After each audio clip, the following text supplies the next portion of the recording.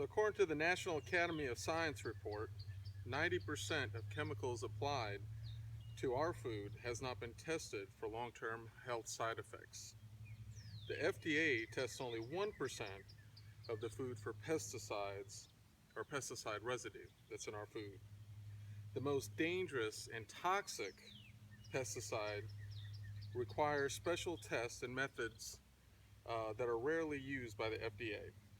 So imagine you're a farmer with a large farm, and the FDA states that a small farm is 231 acres, where a large farm is 1,421 acres, and a very large farm is 2,086 acres. So you're a farmer with a very large farm. You're approached by a chemical company that says they can help you create a crop yield of 30%, right? Which is good news for you because if you're a farmer, you're already considering the profits, right? However, um, if you're looking at the chemicals that they're using, right, the kicker is they say that it's FDA or USDA and FDA approved to be safe, right? Well, given the statistics that I've given you above, how do you, the consumer, feel about that, right?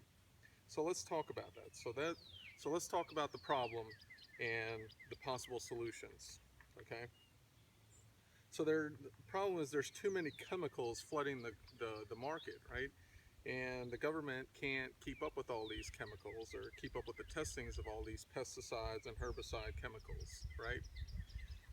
The interesting thing is the chemical companies know this, so they just keep putting them through, right? So in the long run, though, it is the consumer that suffers out of that whole process, right? Us, right? But this problem can be easily managed if all the consumers, us, all right, take control and get involved, right? Because ultimately, we hold the power. We're the ones spending the money on the food, right?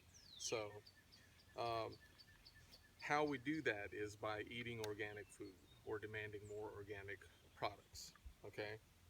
And we're demanding stricter regulations, okay, on our food and the chemicals that are being used on our food, okay?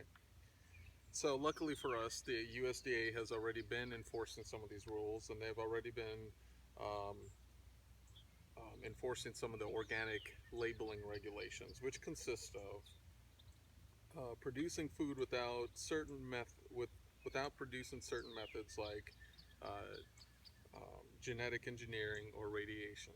Okay, reducing allowable substance. That means produce using allowable substance, meaning that there is a list that is allowed that's used, and that list can be changed or modified, but everybody has access to that list. And we're certifying, or the USDA will be certifying, organic specialist agents, okay, that are looking for strict guidelines, okay.